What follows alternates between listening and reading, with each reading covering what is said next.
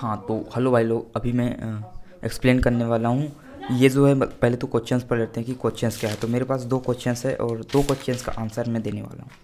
तो सबसे पहले जो क्वेश्चंस है वो है इंडस्ट्री ट्रेंड्स और इकोनॉमी कंडीशन। मतलब ये मतलब इंडस्ट्री ट्रेंड्स और इकोनॉमी कंडीशन पे जो डिविडेंड्स पे क्या इम्पेक्ट पड़ता है उसकी ओर बात करेंगे। तो सबसे पहले इंडस्ट्री ट्रेंड्स के बारे में बात करते हैं। तो इंडस्ट्री ट्रेंड्स पे क्या क्या इम्पैक्ट पड़ेगा, मतलब इंडस्ट्री ट्रेंड पे। अगर इंडस्ट्री ट्रेंड क्या है कि कंपनीज़ हैं, कुछ कंपनियाँ आती है।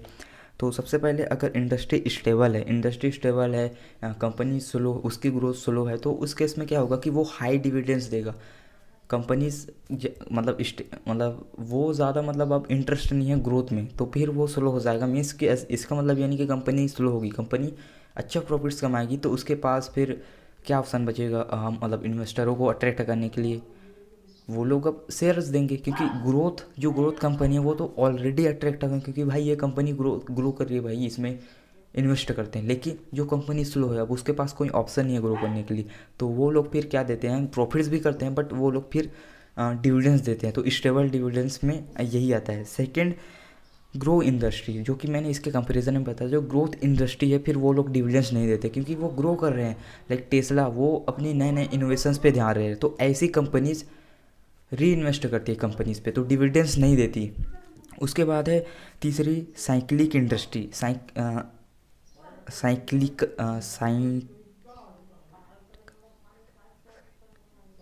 साइंटिकल इंडस्ट्री, मतलब ये ऐसा इंडस्ट्री है जो कि इकोनॉमी कंट्रोल टाइप से होता है। अगर इकोनॉमी ज़्यादा ग्रो कर रही है, जीडीपी ज़्यादा, मतलब इकोनॉमी ज़्यादा ग्रो कर रही है, तो ये कंपनी ग्रो करती है। अगर ये कंपनी ग्रो करेगी तो वो डिविडेंड्स तो देगा ही। लेकिन अगर इकोनॉमी वीक है तो फिर ये कंपनीज भी वीक पड़ जाती है, ये कंपनी भी ग्रो नहीं करती, तो ऐसे में वो लोग डिविडेंड्स नहीं देती। एग्जांपल के तौर पे जो कार्स बनाती है, बड़े बड़े कार्स, लग्जरी ऐसी चीज़ों बनाती है, तो अगर डिविडेंड्स आए उस टाइम पे क्या होगा, जो कि वो कंपनीज में ज़्यादा एम्प्लॉयमेंट रेट बढ़ जाएगा, लोगों के पास ज़्यादा पैसे आएंगे तो ज़्यादा इन्वेस्ट करेंगे। और अगर इकोनॉमी वीक पड़ी है, महंगाई बढ़ी हुई है, एम्प्लॉयमेंट रेट मतलब लोगों के पास नौकरियाँ नहीं है, तो उसके पास पैसे भी नहीं आएंगे, तो वो लोग इन्वेस्ट भी नहीं करेंगे। तो उस टाइम पे जो कंपनीज है वो लॉस में जाती है और उसके पास डिविडेंड्स देने का भी ऑप्शन ही नहीं बचता, क्योंकि लॉस में जा रहा है। तो ये उसके बाद है, हाँ, तो उसके बाद है उसके बाद है ये तो हो गया इंडस्ट्री ट्रेंड। उसके बाद हम लोग बात करेंगे इकोनॉमिक कंडीशन। अब इकोनॉमिक कंडीशन में भी अगर इकोनॉमी ज़्यादा स्ट्रॉन्ग है, जबकि मैंने पहले ही बात किया, अगर इकोनॉमी ज़्यादा स्ट्रॉन्ग है तो उस टाइम पे जो कंपनियां है वो ज़्यादा ग्रो करेगी। जो इकोनॉमी साइक्लिक इंडस्ट्री है, ये कंपनी ज़्यादा ग्रो करेगी और ज़्यादा रेवेन्यू जनरेट करेगी। तो ज़्यादा ज़्यादा रेवेन्यू जनरेट करेगी तो ज़्यादा प्रॉफिट्स कमाएगी, तो डिविडेंड्स भी ज़्यादा देगा जो इन्वेस्टर होते हैं उसको अट्रैक्ट करने के लिए। वहीं सेकंड की इकोनॉमी अगर वीक है, तो जैसे इकोनॉमी वीक है, इकोनॉमी कब कब मतलब वीक होती है, जब रिसेशन आता है, जब क्रैश होता है, रिसेशन, डिप्रेशन, स्लो डाउन ये आती है, तो तब उसके पास रेवेन्यू प्रॉफिट्स जनरेट बहुत कम होते हैं। क्योंकि रिसेशन आता है तो लोगों के पास अब एम्प्लॉयमेंट पूरी तरीके से ख़त्म हो चुका होता है, लोगों के पास पैसा नहीं बचता कि वो मतलब वेस्ट करे, स्पेंड करे। तो ऐसे में जो कंपनीज अपना जो मैन्युफैक्चरिंग किया रहता है उसको कौन लेगा, कोई नहीं लेने वाला, तो प्रॉफिट्स कम हो जाते हैं, जिस कारण से फिर वो डिविडेंड्स भी कम देता है या फिर डिविडेंड्स देता ही नहीं है। और सेकंड यही में कि इकोनॉमी अगर वीक पड़ा है, रिसेशन, मतलब इसको भी बता दिया। अब हाई इंटरेस्ट रेट, अब इसमें तीसरा है कि हाई इंटरेस्ट रेट और इन्फ्लेशन। अगर हाई इन्फ्लेशन है तो इस केस में क्या होगा कि महंगाई ज़्यादा बढ़ रही है। अब महंगाई कब ज़्यादा बढ़ेगी, जब इकोनॉमी एकदम ज़्यादा स्ट्रांग होगी, इकोनॉमी स्ट्रांग होगी, लोगों के पास ज़्यादा पैसे आएगा, तो ज़्यादा जब पैसे आएंगे तो महंगाई भी बढ़ती जाएगी, लोग ज़्यादा इन्वेस्ट करेंगे, ज़्यादा खर्चे होंगे।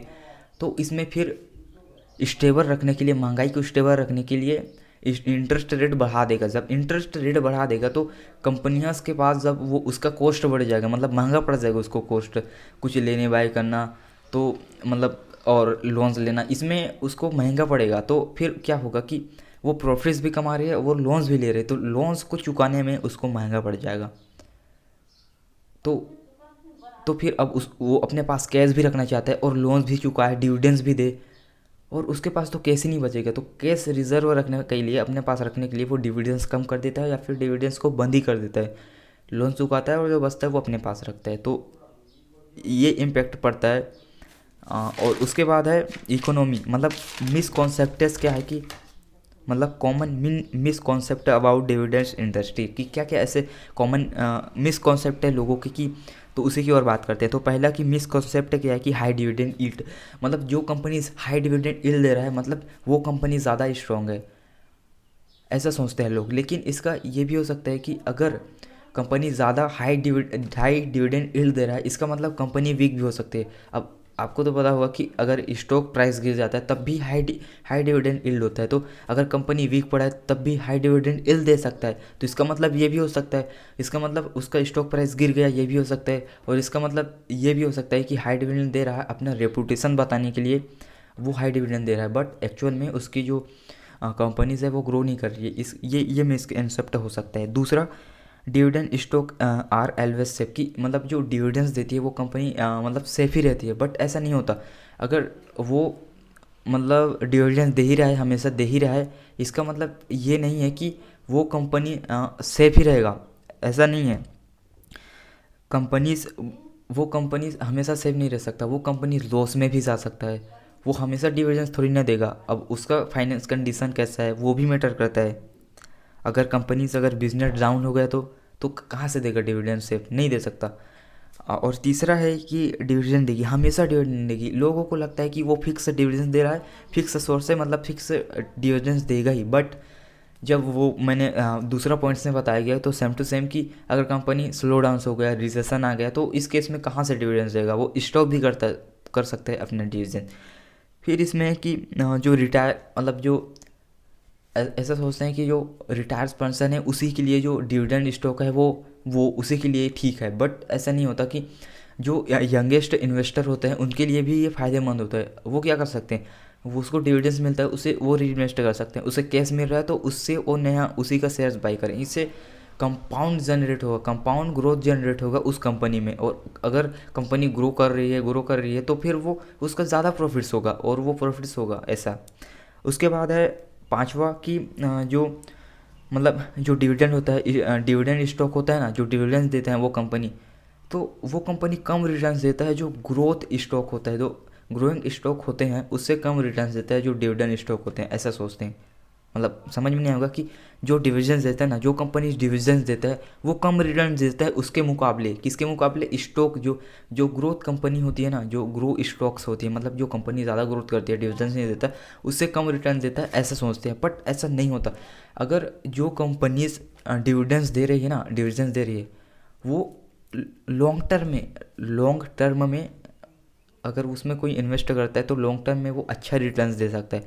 अगर लॉन्ग टर्म में अच्छा ग्रोथ करता है तो कैपिटल एप्रिसिएशन मिल सकता है उसको। लॉन्ग टर्म में ग्रोथ कर रहा है तो फिर लॉन्ग टर्म में उसको ज़्यादा प्रॉफिट्स मिल सकते हैं डिविडेंड मतलब डिविडेंड स्टॉक्स। तो ये लोगों का ये रहता है कि मिसकॉन्सेप्ट कि भाई कि यही मिसकॉन्सेप्ट रहता है जो मैंने अभी बताया। तो अब इसको मैं ये तो मैंने कॉपी पे देख के बताया पॉइंट्स। अब ये बताऊंगा कि जो मेरे को अब माइंड में जो मैंने जो मेरे मन में माइंड में घुसा है वो बताने वाला हूँ। तो सबसे पहले 9वां क्वेश्चंस की इकोनॉमिक कंडीशन और इंडस्ट्री ट्रेंड्स दोनों में क्या इम्पैक्ट देखने को मिलता है डिविडेंड्स में। तो पहली, जो इंडस्ट्री स्टेबल रहती है तो वो हाई डिविडेंड देती है, तो वैसे में तो ठीक है क्योंकि उसका ग्रोथ सोलो है। एंड सेकेंड पॉइंट कि जो ग्रोथ इंडस्ट्री रहती है वो डिविडेंड्स नहीं देती या फिर कम देती है, क्योंकि वो अपना जो मतलब वो ग्रो कर रही होती है तो फिर वो नहीं देती भाई। मतलब वो अपने जो पैसे होते हैं उसको नए नए इन्वेस्टर्स में इन्वेस्ट करते हैं। उसके बाद तीसरा कि मतलब साइकिल डिक्स इंडस्ट्री, ये ऐसे इंडस्ट्री होती है जो इकोनॉमी ग्रो करती है तो फिर ये कंपनीज ग्रो करती है, और इकोनॉमी डाउन होती है तो फिर ये कंपनीज भी डाउन हो जाती है। तो ये शॉर्ट में बताया। अब हम लोग बात करते हैं कि इकोनॉमी कंडीशन में भी तीन तीन फैक्टर्स है कि पहला, अगर इकोनॉमी डाउन है तो मैंने पहले ही बात किया कि इकोनॉमी अगर डाउन है तो मतलब इकोनॉमी अगर ग्रोथ है तो इस टाइम पे जो कंपनीज होती है वो ज़्यादा प्रॉफिट्स में रहती है, ज़्यादा रेवेन्यू जनरेट करती है। इस कारण से इन्वेस्टर को ज़्यादा अट्रैक्ट करने के लिए वो लोग डिविडेंड्स भी हाई देते हैं। और दूसरा, मतलब अगर पहले का एकदम और ज़्यादा डिटेल में बताया जाए कि अगर देखो इकोनॉमी ज़्यादा मतलब ग्रोथ कर रही है तो लोगों के पास ज़्यादा एम्प्लॉयमेंट आ जाएगा, ज़्यादा उसके पास पैसा आएगा तो ज़्यादा वो लग्जरी सामान लेंगे। तो ऐसे में जो इन्वेस्टर होंगे मतलब ज़्यादा लग्जरी सामान लेंगे तो कंपनी तो ग्रो करेगी ही ना भाई, कंपनी और भी ज़्यादा ग्रो करेगी। अगर कंपनी और भी ज़्यादा ग्रो करती है तो ऐसे में जो डिविडेंड्स रहेगा वो ज़्यादा मतलब जो डिविडेंड्स रहेंगे, डिविडेंड्स मीन्स कि वो ज़्यादा अट्रैक्ट होकर ज़्यादा डिविडेंड देंगे। वहीं सेकंड की अगर इकोनॉमी स्लो है तो इकोनॉमी स्लो कब होता है, रिसेशन आता है, स्लो डाउन होता है, क्रैश होता है। क्रैश होता है तो बिल्कुल ही एकदम बंद हो जाता है। बट रिसेशन स्लो डाउन पे इकोनॉमी एकदम ज़्यादा स्लो डाउन पे जो कंपनीज होती है वो प्रॉफिट्स तो ज़्यादा जनरेट नहीं कर पाती, रेवेन्यू जनरेट नहीं कर पाती, क्योंकि लोगों के पास भाई पैसा नहीं होता कि वो जनरेट करते हैं, महंगाई बढ़ जाती है, इंटरेस्ट रेट ज़्यादा बढ़ गया। ये भी एक हो सकता है कि इंटरेस्ट रेट ज़्यादा बढ़ गया, मतलब इकोनॉमी स्लो है तो मतलब इकोनॉमी स्लो है तो स्लो डाउन आ गया, तो उस केस में लोगों के पास ऐसा पैसा नहीं होता, मतलब प्रॉफिट्स ज़्यादा वो लोग मतलब प्रॉफिट्स ज़्यादा नहीं कर पाते कंपनीज। तो ऐसे में वो डिविडेंड्स कहाँ से देंगे। और तीसरी की इकोनॉमी भी ज़्यादा ग्रो कर रही है और फिर इन्फ्लेशन ज़्यादा बढ़ गया, महंगाई बढ़ गया, तो कंपनीज फिर सेंट्रल बैंक क्या करेगा, इंटरेस्ट रेट मतलब महंगाई को कंट्रोल करने के लिए इंटरेस्ट रेट बढ़ा देगा। तो इस केस में कंपनीज के पास अब कॉस्ट ज़्यादा पड़ जाएगा, बोरोविंग नहीं कर पाएंगे, ज़्यादा महंगा पड़ेगा उसको कॉस्ट मतलब कोई भी चीज़ करने में। तो ऐसे में क्या होगा, जो इन्वेस्टर होंगे ना, मतलब अब ऐसे में जो जो कंपनीज रहेगी वो लोन्स लेगी, तो फिर जो प्रॉफिट्स भी कमाएगी तो वो लोन्स में चुकाएगी, और उसको अब अपने पास भी कैश रिजर्व रखना है तो डिविडेंड्स नहीं देती है इस केस में। मतलब ऐसा है कि मतलब कॉस्ट ज़्यादा बढ़ता है, कंपनी कॉस्ट ज़्यादा बढ़ता है, खर्चे ज़्यादा नहीं कर पाती। मतलब कंपनीज अगर बोरोइंग ले रहा है तो इंटरेस्ट रेट ज़्यादा चुकाना पड़ता है, तो इंटरेस्ट रेट जब ज़्यादा चुकाना पड़ता है तो जो उसके पास प्रॉफिट होगा तो वो इंटरेस्ट रेट चुकाएगा और वो डिविडेंड्स भी देगा, तो उसके पास कैश फ्लो मतलब कैश रिजर्व नहीं बचेगा। तो कैश रिजर्व रखने के लिए वो लोग डिविडेंड्स को कम कर देंगे या फिर डिविडेंड्स को देना ही बंद कर देंगे। तो पहला का आंसर ये। सेकंड, अगर कोई कंपनीज, सेकंड में क्या है कि मिसकॉन्सेप्ट है, तो मिसकॉन्सेप्ट भी पांच है। तो पहला मिसकॉन्सेप्ट कि ज़्यादा डिविडेंड इल्ड दे रहा है, इसका मतलब ये हो सकता है कि ज़्यादा डिविडेंड इल्ड दे रहा है तो वो कंपनी ग्रो ही कर रहा है, वो कंपनी स्ट्रॉन्ग है। बट ऐसा भी हो सकता है कि इकोनॉमी भी अगर मतलब जो कंपनीज है वो वीक है, कंपनीज अगर अगर एसेट बेस का लोन ले रही, लोन लेकर भी डिविडेंड दे सकती है। मतलब इल्ट हाई होने का मतलब ये नहीं कि कंपनी ग्रो ही करे, डिविडेंड इल्ट तब भी होता है जब स्टॉक की प्राइस घट जाती है। तो स्टॉक की प्राइस घट गया ना भाई, मतलब लॉस तो हो ही रहा है।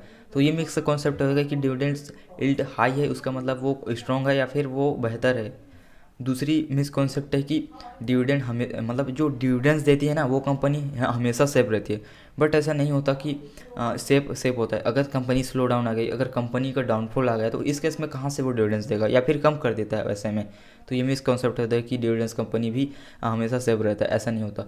उसके बाद तीसरा में भी वही कि डिविडेंड्स जो कि हमेशा देगी, डिविडेंड्स कभी मतलब वो कंपनी लॉस में नहीं जाने वाला, हमेशा फिक्स फिक्स मतलब फिक्स डिविडेंड देगी। बट स्लो डाउन आ गया तो इस केस में तो वो मतलब वो कंपनी भी ख़त्म हो गई ना भाई, तो उस केस में भी डिविडेंड्स नहीं देने वाली। और फिर तीसरा मैंने बोल दिया। चौथा कि जो रिटायर मतलब जो डिविडेंड इल्ड होता है, मतलब जो स्टॉक डिविडेंड स्टॉक्स होता है ना वो रिटायर्ड पर्सन के लिए ठीक है, वो लॉन्ग टर्म इन्वेस्टर के लिए ठीक है। बट ऐसा नहीं है, जो यंग इन्वेस्टर है ना वो लोग उसमें री इन्वेस्ट करके, हाँ उसमें री इन्वेस्ट करके मतलब जो कंपाउंडिंग ग्रोथ है वो जनरेट कर सकते हैं। मतलब अगर कंपनी में जो कैश मिला है उसको डिविडेंड्स के रूप में, तो फिर उसको नए शेयर्स खरीदें, फिर जब शेयर्स खरीदेंगे तो फिर अगर कंपनी ग्रो करती है लॉन्ग टर्म में तो फिर उसे सेल करके वो अच्छा खासा प्रॉफिट्स कमा सकती है। वही पांचवा कि जो डिविडेंड स्टॉक्स होते हैं वो कम रिटर्न्स देते हैं किसके मुकाबले जो ग्रोथ स्टॉक होता है। बट ऐसा नहीं होता, जो ग्रोथ स्टॉक तो प्रॉफिट्स देती है, बट जो डिविडेंड स्टॉक्स होते हैं वो भी प्रॉफिट्स दे सकती है। कैसे, अगर कोई मतलब उसमें अगर कंपनी हाई ग्रो करती है लॉन्ग टर्म में भी या फिर हाई ग्रो करती है शॉर्ट टर्म में भी हाई ग्रो करती है और कंपनी स्टेबल रिटर्न्स देती है, तो इस केस में जो इन्वेस्टर है उसको ज़्यादा प्रॉफिट्स हो सकती है। अगर कंपनी लॉन्ग टर्म में भी मतलब लॉन्ग टर्म में वो ग्रो कर रही है तो वो कंपनीज भी ज़्यादा रिटर्न्स दे सकती है, वो कंपनी भी ज़्यादा प्रॉफिट्स दे सकती है इन्वेस्टर्स को। तो ये मिसकॉन्सेप्ट थी जो लगता था लोगों की है, बट ऐसा नहीं होता। और इसी में सातवें में बात किया जाए कि सातवें को मैंने बात किया आठवें कि रिस्क। और मेरे को लगता है कि अपन ने रिस्क वाली पॉइंट्स को बता दिया, बट रिस्क भी कुछ ऐसी बात है कि जो डिविडेंस, मतलब मतलब मुझे लगता है कि मैंने इसको बता दिया है। तो यही था जो कि मैं एक्सप्लेन करने वाला था, कि मैं अच्छे से एक्सप्लेन कर पाता हूँ या फिर नहीं। And bye.